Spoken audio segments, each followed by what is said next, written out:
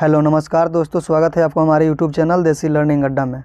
दोस्तों, इस वीडियो में हम लोग सोशल साइंस के महत्वपूर्ण ऑब्जेक्टिव क्वेश्चन करने वाले हैं। देखिए, इस वीडियो में हम लोग 40 ऑब्जेक्टिव क्वेश्चन को देखेंगे जो कि काफ़ी इंपॉर्टेंट हैं।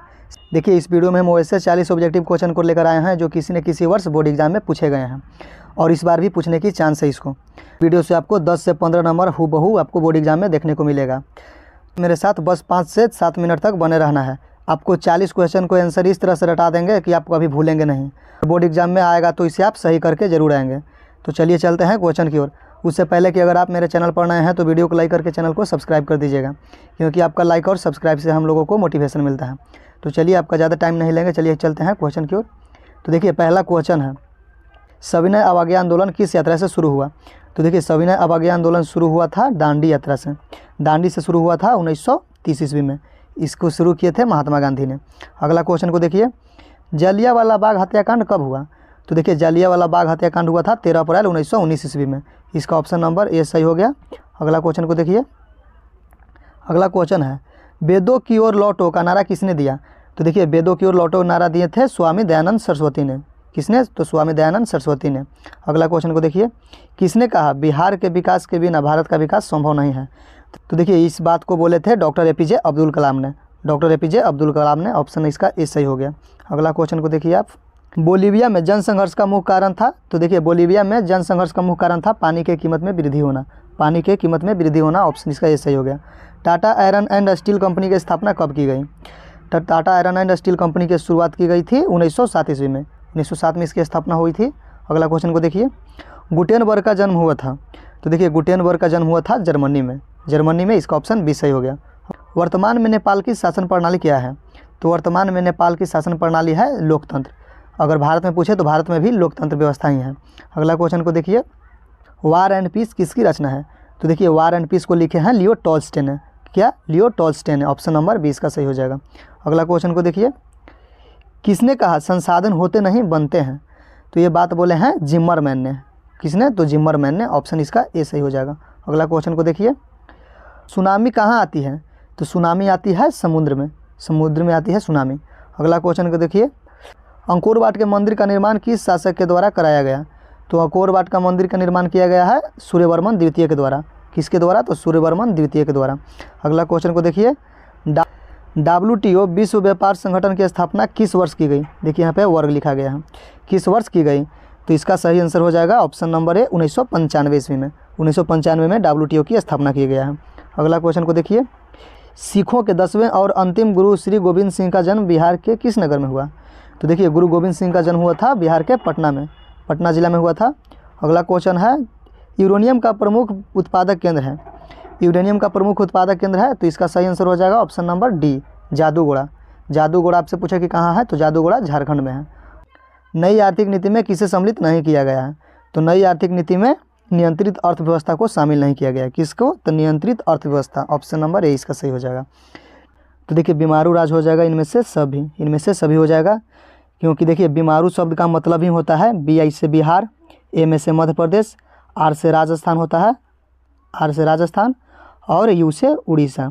तो इसमें सभी के सभी है जो बीमारू राज्य हैं। बीमारू राज्य में 4 आ जाते हैं।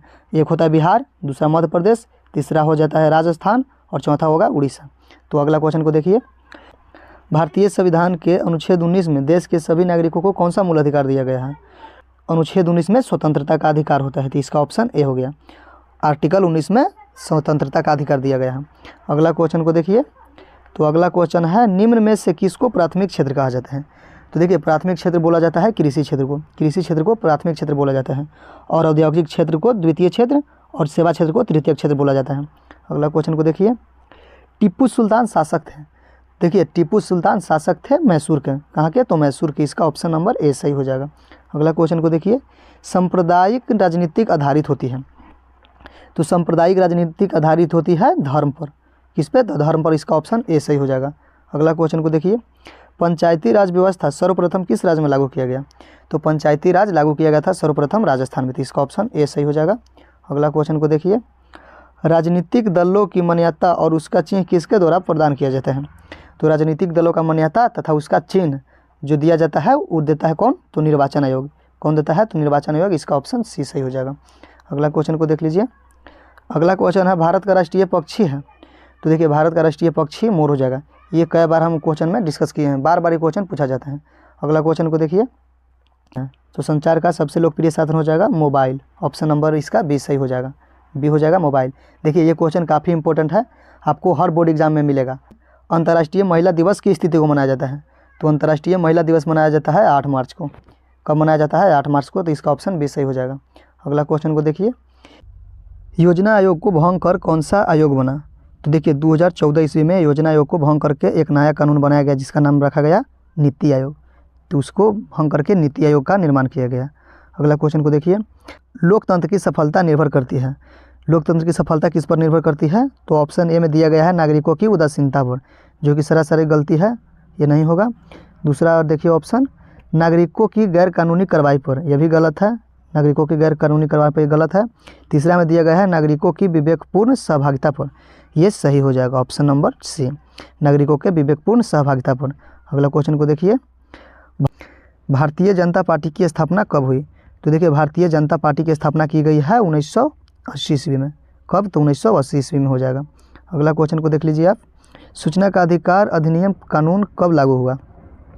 तो सूचना का अधिकार कानून को लागू किया गया है 2005 ईस्वी में, 2005 ईस्वी में हो जाएगा।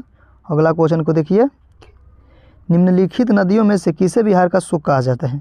तो बिहार का शोक नदी बोला जाता है कोसी को। किसको बोलते हैं? तो कोसी को बोलते हैं बिहार का शोक। अगला क्वेश्चन को देख लीजिए, बृहद क्षेत्र में जल की उपस्थिति के कारण पृथ्वी को कहते हैं?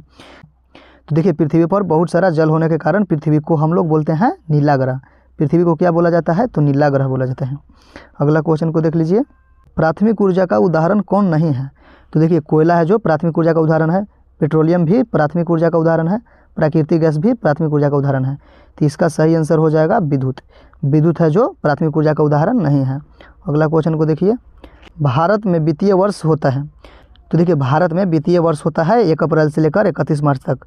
कब होता है? तो 1 अप्रैल से 31 मार्च, ऑप्शन नंबर सी इसका सही हो जाएगा। अगला क्वेश्चन को देख लीजिए, इनमें से कौन संस्थागत वित्त का साधन है? तो देखिए संस्थागत वित्त का साधन हो जाएगा व्यावसायिक बैंक, व्यावसायिक बैंक, ऑप्शन नंबर सी। अगला क्वेश्चन को देखिए, संजय गांधी जैविक उद्यान किस नगर में स्थित है? तो संजय गांधी जैविक उद्यान हो जाएगा ऑप्शन नंबर डी, पटना में।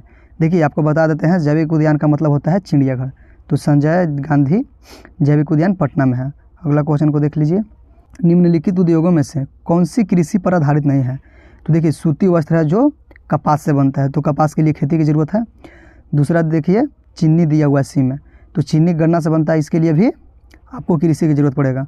ऑप्शन नंबर डी में है जूट वस्त्र, तो जूट की खेती होती है, लेकिन सीमेंट के लिए खेती की ज़रूरत नहीं पड़ेगा, सीमेंट चूना पत्थर से बनता है। अगला क्वेश्चन को देख लीजिए, तो अगला क्वेश्चन है सौर ऊर्जा निम्नलिखित में से कौन सा संसाधन है? तो देखिए सौर ऊर्जा हो जाएगा नवीकरणीय संसाधन, क्योंकि सौर ऊर्जा कभी ख़त्म ना होगा। सौर ऊर्जा जब तक सूर्य रहेगा जब तक आपको सौर ऊर्जा मिलेगा, तो नवीकरणीय ऊर्जा हो जाएगा। अगला क्वेश्चन को देख लीजिए, चावल है, तो चावल एक खरीफ फसल है, चावल खरीफ फसल हो जाएगा। अगला क्वेश्चन को देखिए, विकास परिषद का गठन कब हुआ था? तो देखिए राष्ट्रीय विकास परिषद का गठन किया गया था 1952 ईस्वी में। राष्ट्रीय विकास परिषद का गठन किया गया था 1952 ईस्वी में। देखिए इस प्रकार से हम लोग 40 क्वेश्चन को कंप्लीट कर लिए। इस वीडियो के सारे क्वेश्चन काफ़ी इंपॉर्टेंट है, तो इस क्वेश्चन को अच्छे ढंग से याद कर लीजिएगा, और इसमें से आपको 10 से 15 क्वेश्चन आपको हूबहू पक्का बोर्ड एग्जाम में देखने को मिलेगा। अगर ना मिले तो आप बोलिएगा। अगर वीडियो अच्छा लगा हो तो वीडियो को लाइक करके चैनल को सब्सक्राइब कर दीजिए। तो हम मिलते हैं एक नए वीडियो में नए टॉपिक के साथ, तब तक के लिए बाय बाय, टेक केयर।